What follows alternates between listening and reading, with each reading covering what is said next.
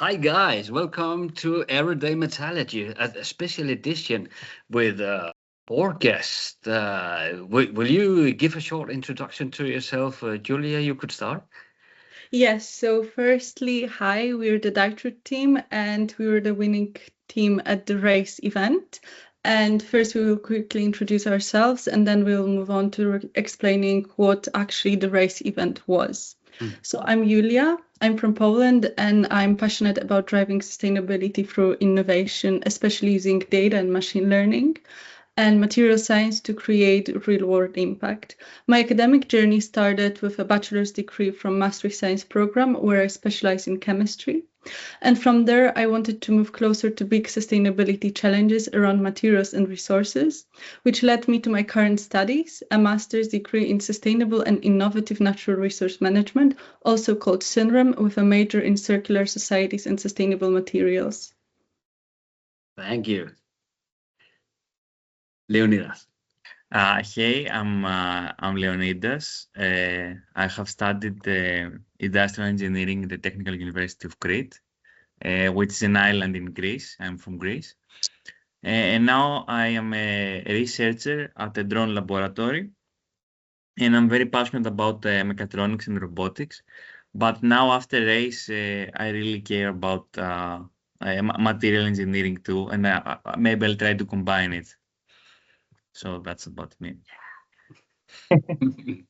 Yeah, Philemon. Okay, hello. My name is Philemon Adeyemi. I'm from Nigeria. So I did my bachelor's at the prestigious Federal University of Technology, Akure, in Nigeria, where I earned my bachelor's degree, which of course led me to my interest in manufacturing and industrial systems. And now I'm currently in my final year of my Erasmus Mundus Masters in Manufacturing 4.0 by Intelligent and Sustainable Technologies, also known as Meta 4.0. So it's out there. And of course, it's a program, of course, designed to build the next generation of manufacturing experts and to build experts in digital, clean, sustainable, and of course, smart manufacturing.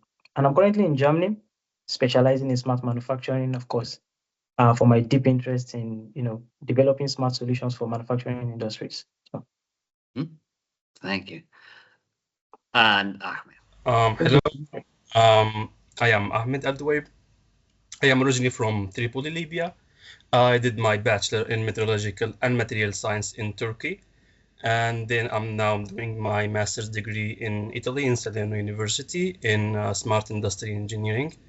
But I am tilting toward utilizing my material science knowledge and these materials and using that with data science, in which they form a new kind of discipline called materials informatics, which is a unique kind of discipline I am really interested at, which could combine both subjects in a unique way where you could leverage data and material science to come up with new materials.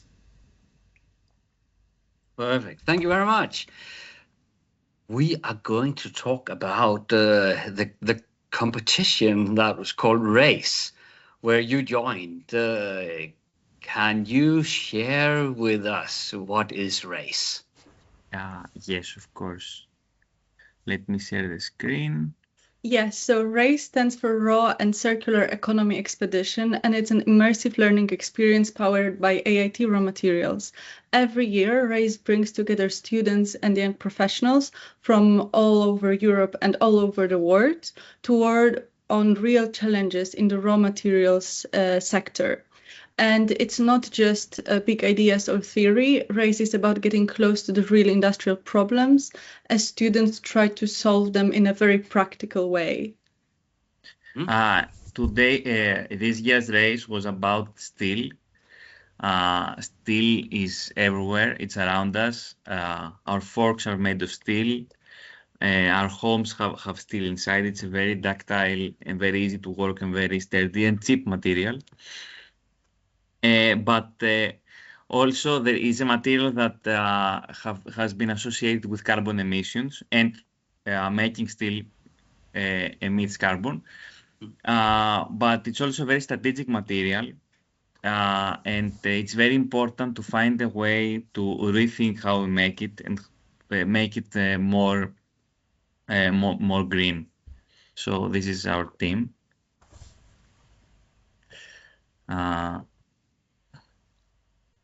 Yes, so this edition's race was also part of the Super Project, which is an EU-funded initiative aimed at building a more sustainable future for steel.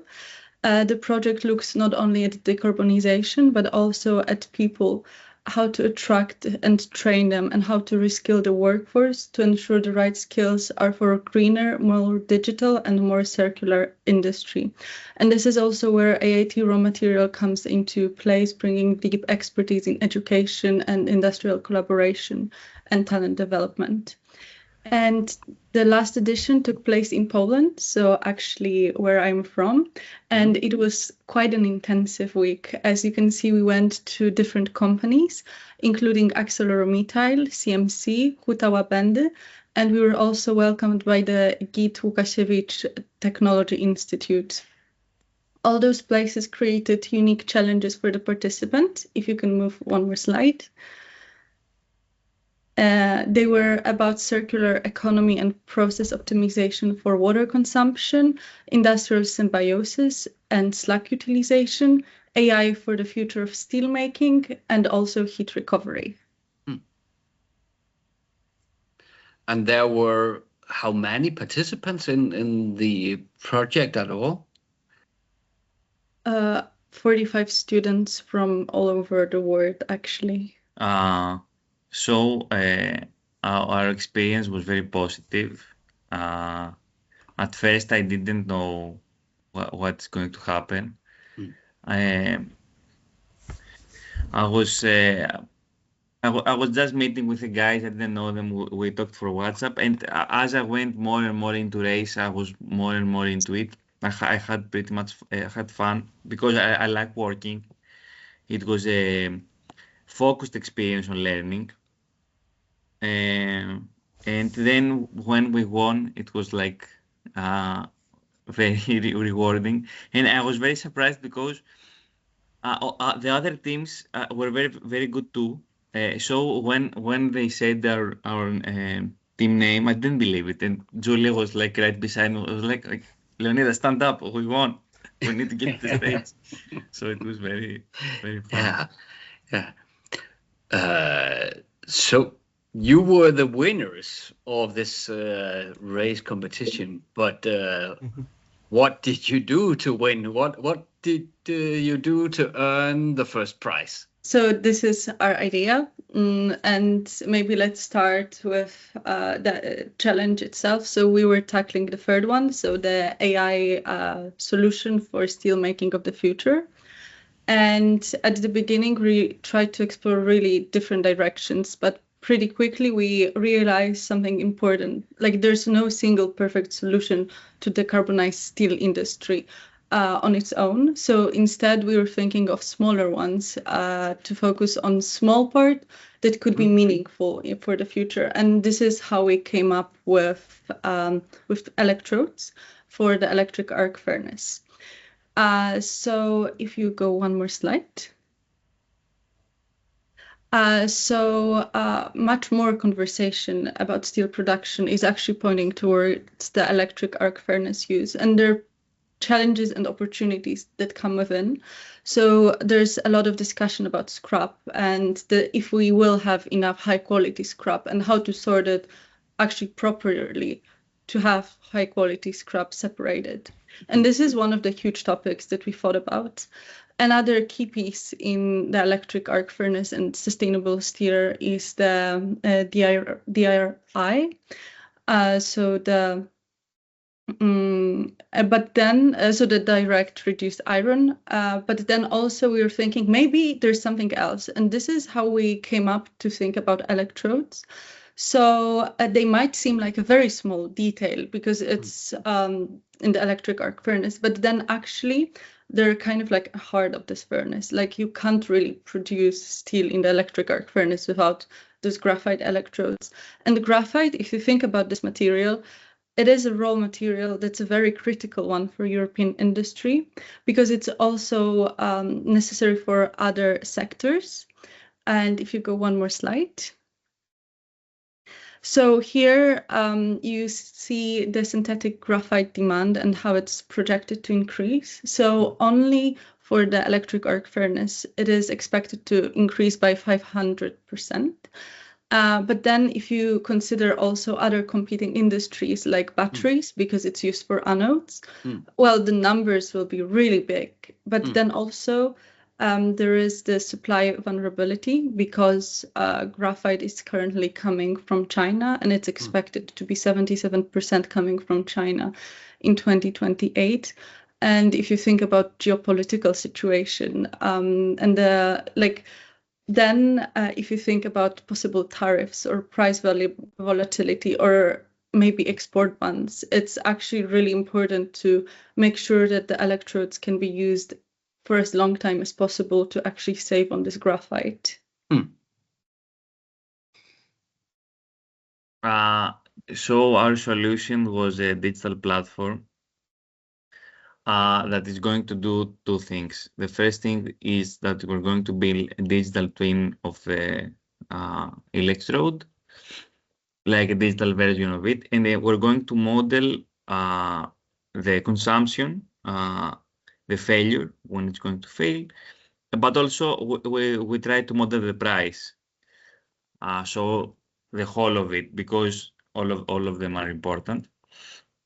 And then in our solution, we incorporated a reinforcement learning agent for optimal control, because if you have very good prediction of price, consumption failure, you can make a strategic buying, strategic restocking. You can do a better control optimization on the arc stability, for example, when the furnace is on.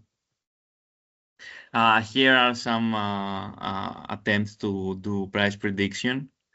It captures the trends, but it's very difficult to find a reliable and enough data.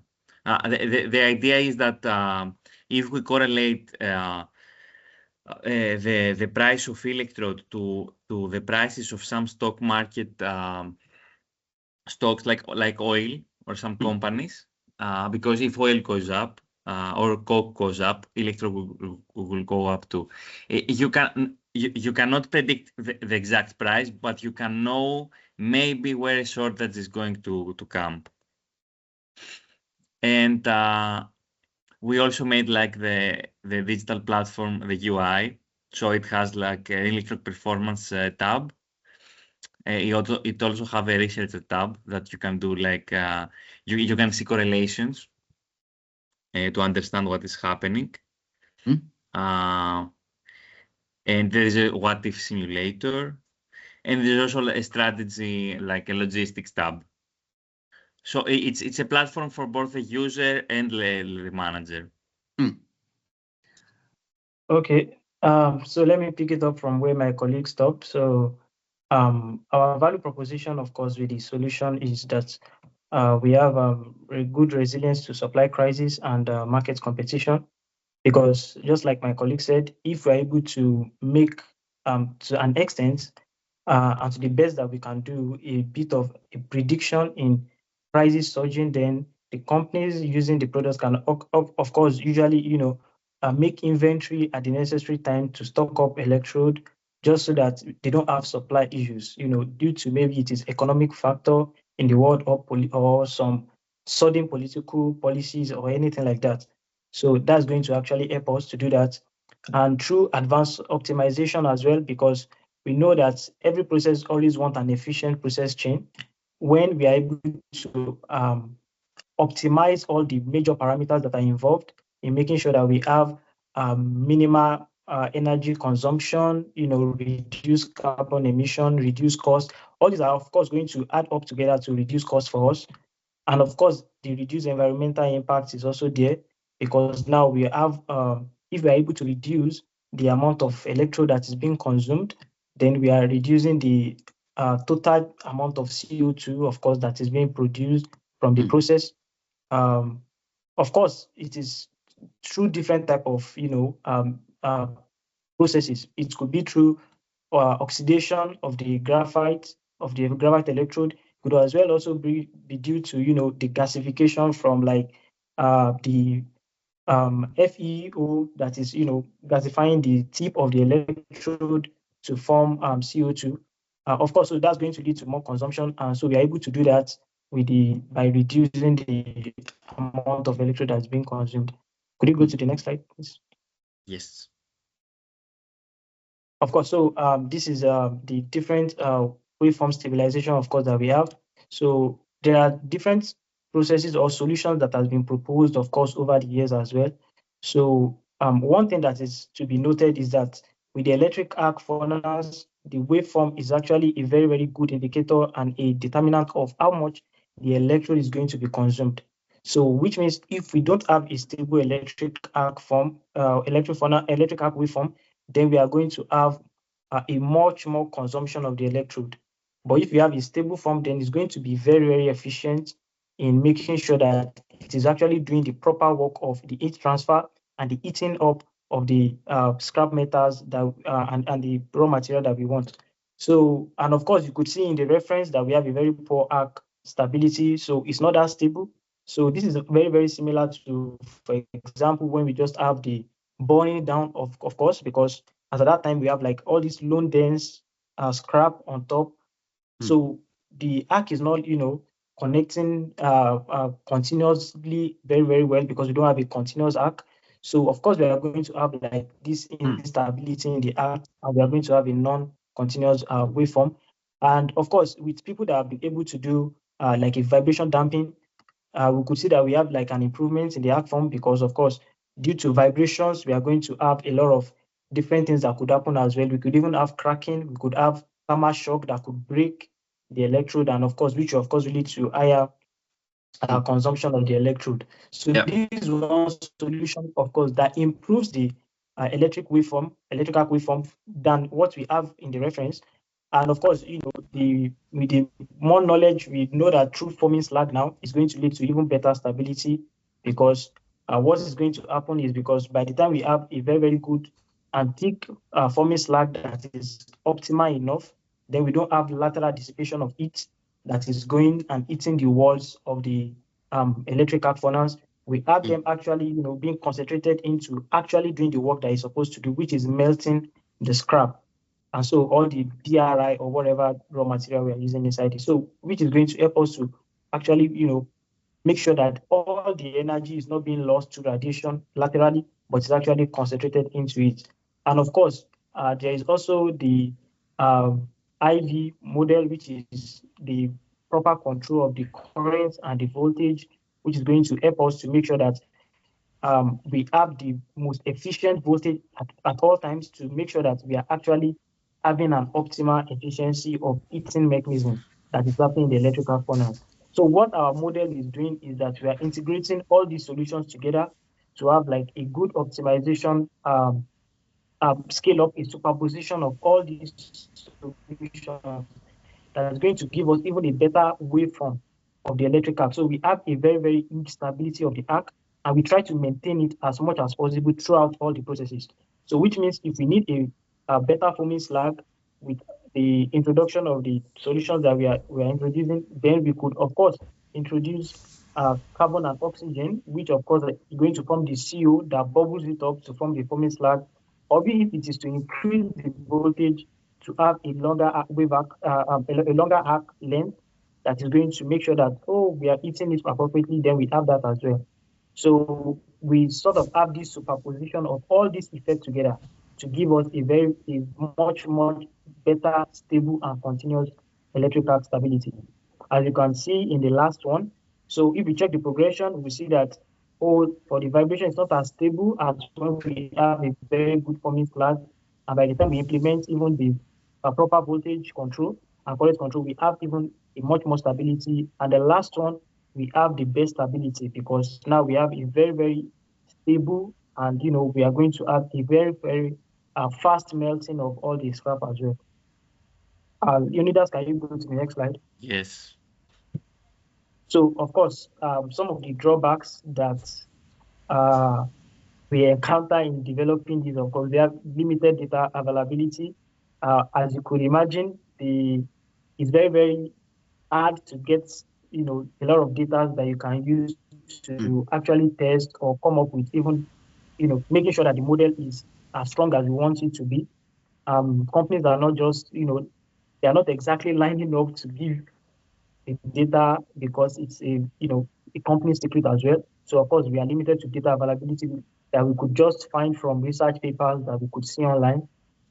And of course we didn't consider like secondary other process effects, which are like, we didn't consider like the the aging, of the electrode, or drifts, or some other things that could happen that is not exactly tied to the process parameters. And of course, we sort of consider them as a partial independence effect. So actually, all these mechanisms, there's a way they all interact together and affect one another.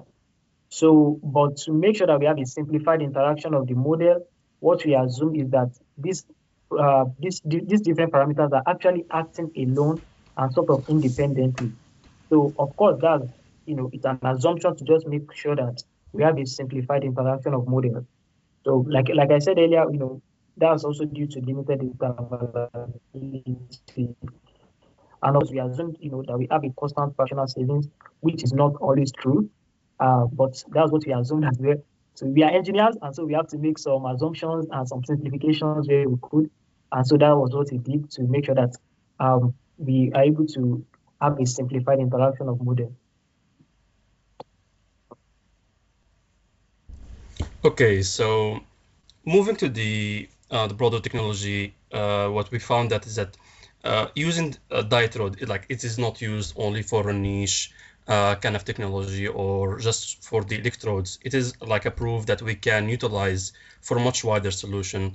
For instance, like we could use it to tackle multiple things. For instance, to do it for fault detections, we could use expand on it on the scrap sorting.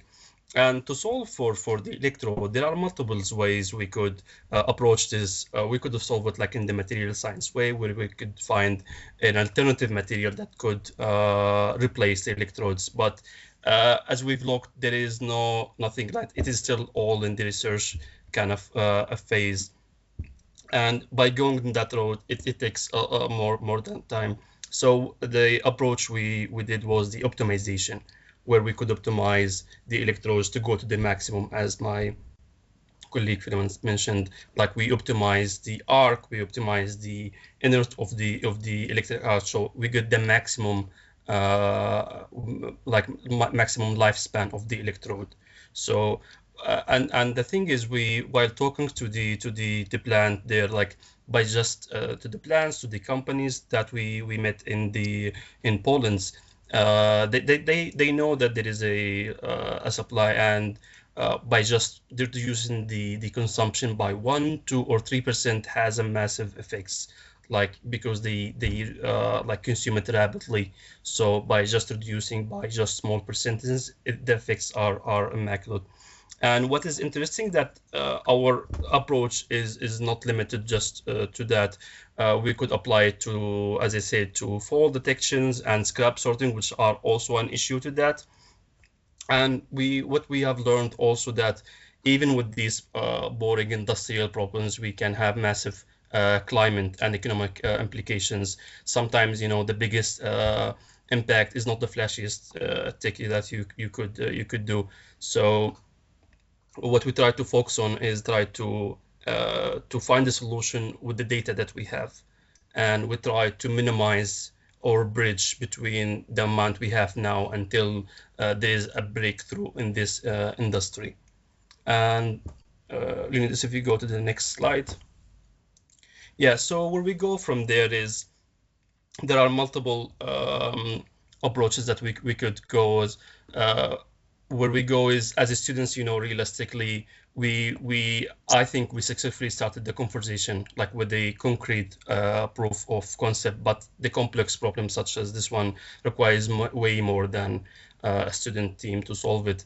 And as a student, I think we built a framework that at least maybe prove the concept, but taking it to market would need like industrial really partnership. The technical pieces are there, I think, but the industry validation and poly testing, that is, I think, the real bridge to cross. And it will also, I think, in my assumption, to make a bigger team, a proper funding, and most importantly, a steel company that willing to take the risk on a new approach. This is not just something that we can test from our dorm rooms, unfortunately. And for now, we are actually following how the steel industry evolves. It is directly relevant to our fields, even though we are coming from different kind of niches. The steel industry still impacts us, like the prices, the manufacturing. It is directly or indirectly affecting us. So I think this project has really shaped how we think about the industrial and the steel industry on that term. So if you go to the next one. Yeah, and so just to give a summary on that, I think for now we are at our universities, but this project, I think, as I said, fundamentally changed our perspective on our future careers and also our thoughts about the steel industry. And I also want to leave with the question that, okay, what is the address? How do we address this problem in the near future? Is like, are we going to go proactively, or we're gonna stumble to this problem in the near future? And actually, we would love to hear from the industry professional, like, okay, if you can have any opinion, we would love to know. And also, if this project, the whole approach to this project is that if this project inspires you to bring your own boring like supply chain problem to fix it, and that would be really a success for us. And also, we are trying to highlight this issue to the companies, as we did in Poland, and also in our seminar in Udine. So I would love to hear if you have any questions, Peter. Yeah, I would like to have some numbers on it. So if we look at the electrodes during a melt, if you have 100-ton melt pot, what is the consumption in? Is it in few grams, or is it kilos, or is it ton? The consumption of electrodes during one melt. I think I can answer that.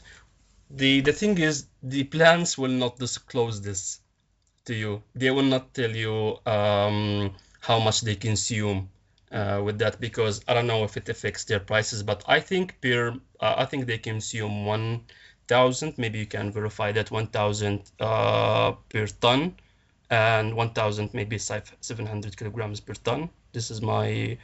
And they produce like 1 million ton per year, so they consume a lot. A specific number, I don't think we have a specific number that we can rely on. No. But is it, if we look at the sustainable thing and the carbon emission, I see numbers like 1.5 ton CO2 per ton steel melted in ESR melting processes. How much of these 1.5 ton CO2 comes from the electrode? Do you have a number of that? I don't think we do, but I don't think it is directly calculated with the electrode, because I think they use the ores, and some of them say we use 100% scrap. I think one of the plants we went to used 100% scrap, but they still, even though they are going with the maximum optimization, they optimize the arc, they do that, but they still use the ores, because you cannot really go full zero until you have a full control over the process. So yeah. I don't think it's related to that. No. Yeah, I think the way our idea affects the environment is mostly that we support electric arc furnaces, which are better for the environment. It's not that our optimization directly affects the CO2 emissions. That's our angle. Yeah. And the optimization, you talked about the distance from the electrode to the melt, and it varies, so it can give different sparks. And does that also affect the efficiency? Because if you put in 100 megawatt of power, how much of that power goes into melting and how much is lost? Do you know if efficiency can be affected as well by a better control? Yes, let me answer that a bit. So, I mean, I don't have the answer in percentage, for example, but one thing is a lot of energy is actually lost laterally, due to radiation in the electric arc furnace in the process of the melting, like I said earlier. So, and that actually reduces the efficiency of the electrode and, of course, increases the rate of consumption of the electrode because now it's doing more of a secondary work rather than the primary work. In fact, it's not sort of doing a secondary work, it's doing what you don't want it to do because now it's also eating laterally, it's eating the walls, the refractory walls of the electric arc furnace, which you don't want that, of course, because that could also damage the walls of the electric arc furnace. So because a lot of it is being lost laterally like that, we need a very, very stable electric arc, and we need it early in the process. Because generally during bore down, we definitely do not have a stable arc.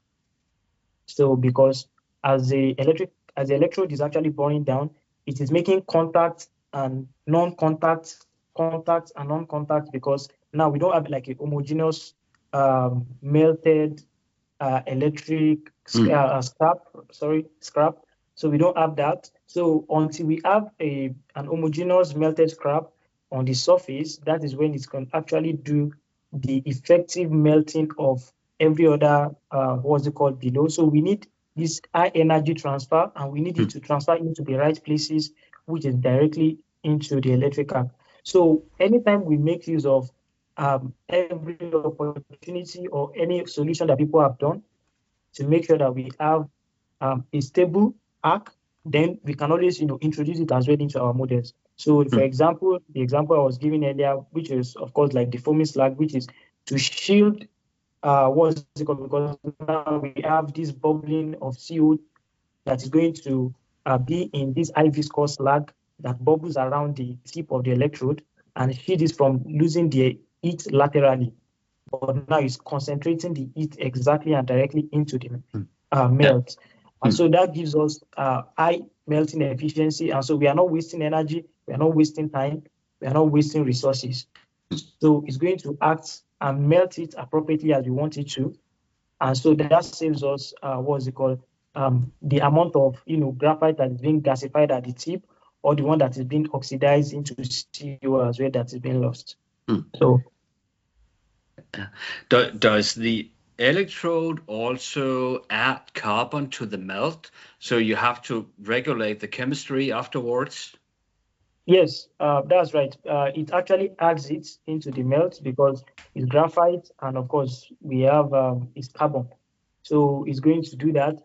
But there's a lot of technicality that is involved in this process. For example, if you want the foaming slag, then we introduce.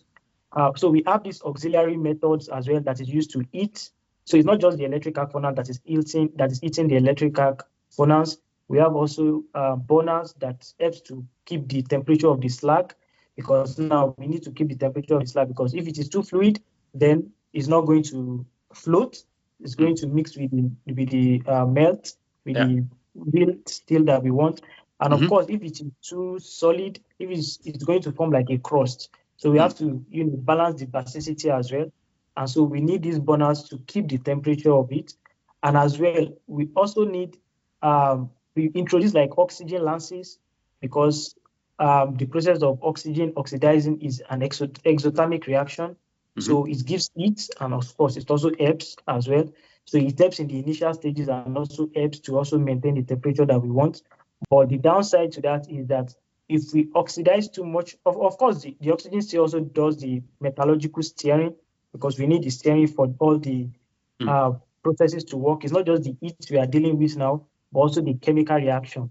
Yeah. And the chemical reaction needs steering. It needs, like, kinetics for it to work as well. But the downside is if we introduce too much of oxygen now, we can also oxidize all the alloying elements that is inside the steel as well. So we have to balance that. So what we do is when we introduce the oxygen lamps and the oxygen is going inside, we introduce some form of carbon as well into the slag. But we are not introducing into the melt itself, but into the slag that is floating on top of the melt, so that the carbon and oxygen can react directly. So it's not oxidizing the valuable alloying elements and precious alloying element that we have, but it's actually oxidizing the carbon that we introduce together with the oxygen to form the CO. So, but the good thing is that the carbon from the electrode as well, that is entering into the melt as well, can also react with the FeO, that's the iron oxide, inside the slag, and so it reduces the iron, give us the iron, and goes into the melt. And then so this is all, these are the in-depth chemical reaction that is going, but we don't want it too much, because if we have it too much, then it's not going to. So it's like we have to maintain a balance between the consumption and also the chemical chemistry, of the process itself. Yeah. You have during the introduction shown that this can be used when you have DRI reduced pellets. Then you have a very homogeneous chemistry typically, so you know what you have in it. You showed you can use it for remelting of scrap, but is this also capable if you go to higher alloyed steel? So could it also be used in stainless steel business and other high alloyed products? Yes, it can be used, because one very good importance of having electric arc furnace is also the flexibility. So which means we could make a different type of steel variety now, and after we are done with this batch, we can make another mixture of another type of variety. So which means we can use it to make special steels, we can use it to make stainless steel, and we cannot do that with integrated blast furnace together with BOF, but we can do that with electric arc furnace. All we have to do is just to change the chemistry. So which means, of course, if you want to stainless steel, now we have to consider introducing nickel. We have to introduce chromium into it. And if the scrap that we are also using as well is scrap that are already rich in stainless steel alloying element, that also helps us. And then we now have to introduce some high value added alloying elements that help us to balance the chemistry to the exact ratio that we want, to make sure that we have stainless steel.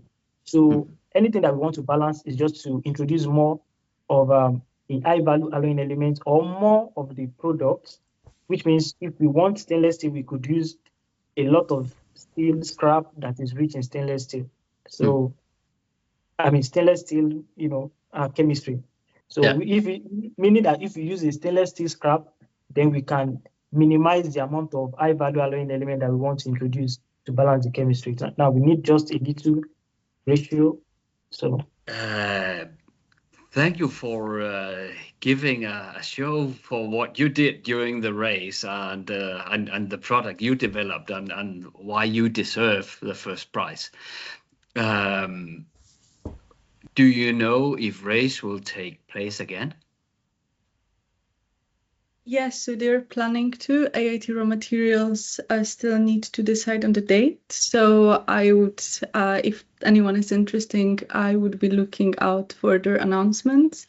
And also, apart from the race event, there are also other activities for students, like open innovation challenges, also for metallurgy, but also other raw material sectors. So I would really advise you to have a look in their social medias or their website. Yeah.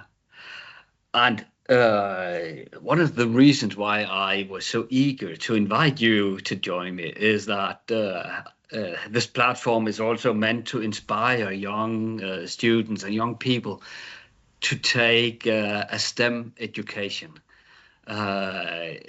What is your guidance? What's your advice for young people who are to decide?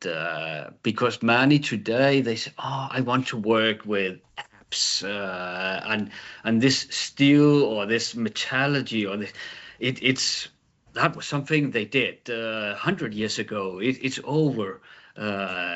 What is your advice? Is it over, or is there a future for people working with metallurgy and material science? Yeah, actually, we had the same perception. Like, okay, when we went there, okay, the steel industry is kind of the old thing, and it's kind of the old school thing. But actually, what we discovered is that under the hood of these plants, there is so much innovation, so much. Actually, they work more like a data center than just a steel. So they have the machine learning, they have robots, they have way more than we anticipated. They do have part of the plants, which is steels and melting and so on. Actually, even we went, I remember, to one of the EAF electric arc furnaces in Poland, and it was actually the most spectacular thing I've ever seen. Like, it was big, and it has controlled kind of explosions inside the furnace, and you cannot even hear yourself. And it is on the extreme high tech. And actually, my advice would be like to challenge like your assumptions about these old industries. As I said, like, there is a stigma that the steel and heavy industry are just dirty or old school or anything, but is objectively like wrong. And when you look actually into deeper, as I said, it has way more parts. Like, you could be involved in the steel, you could be involved in the machining of these, or you could even be involved in the robots. It has a whole thing behind it. And also, I would add to that is that we, especially with these what we consider like crucial to our life, is we should not ignore the boring problems, as to say, as it's very easy to get seduced by, as you said, like the flashy tech or building like the next consumer app. Actually, I think there are tons of unappealing but critical problems, especially in the heavy industries, that needs to be tackled. And sometimes, like, the most impactful work is not like a flashy tech thing or an app or any kind of thing. It is actually solving like a real bottlenecks in the industry that literally build our world for better. Thank you. Leonidas, did you have something to add? I think they've pretty much covered it. I would sum it up: go to unpopular industries, do something important. We don't need more apps.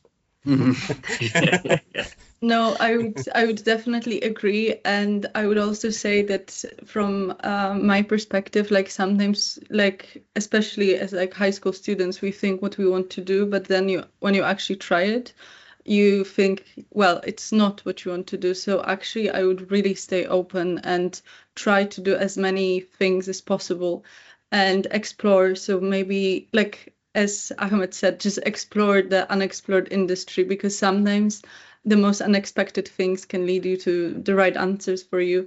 And for me, honestly, race really made a difference, because I think I will never, ever forget the scale of the steel plants and the production.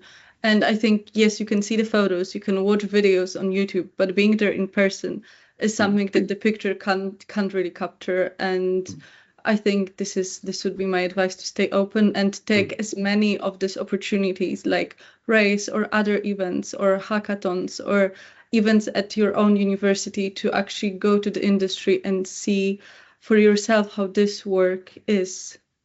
Yeah, that's why I also go on vacation visiting steel shops. I think what I will add is that I actually encourage young people. We are young, we are vibrant, so just spread your tentacle and explore broadly, because all engineering fields reinforce each other in one way or the other. So whether it's mechanical, materials, metallurgy, so everything reinforces each other. So, and people don't really know what they want or what they really enjoy or where they actually fit in until they've actually experienced all the different facets of an industry. So, and that exploring and that exploration is actually very important and part of the learning process. So true, with the advent of Industry 4.0, rapid technological innovation, and digital skills are very, very important in this age. But the people that actually stay relevant or will stay relevant long term are those also with strong foundational knowledge of how things actually work. So when you are when you have a very good understanding of the fundamentals, you are not just using new tools, then of course you're actually improving systems at the very, very core of the system.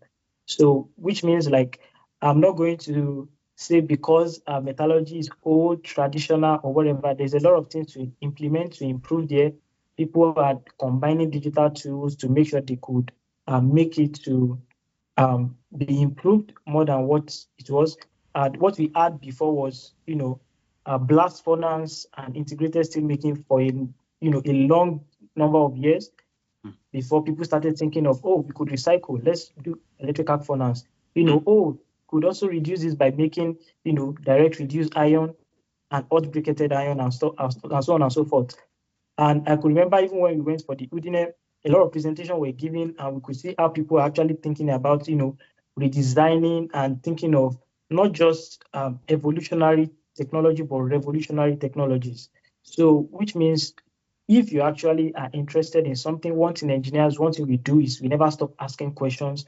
We are always curious. We are always open to asking questions. And that's one thing that I think Chris actually did for us. So it helped us. We came in with questions and it sparked even more questions in us. And we got answers to some of the real world problems that we could, interact with. So, spread your tentacles, be ready to learn, unlearn, and adapt to, new technological innovation while also trying to understand how things work before, because it's going to help you to redesign how things are going to work in the future. Wonderful. Thank you very much. I really enjoyed your presentation and your young power. And I hope that you have encouraged other young people to look into the heavy industry and the high tech that goes on there. And when the race comes out, I would also, like you did, Julia, encourage people to apply for it, because you came out of it and you are the flowers of the future. So thank you very much for joining in. Thank you so much. Peter. Thank you so much. Thank you for the chance.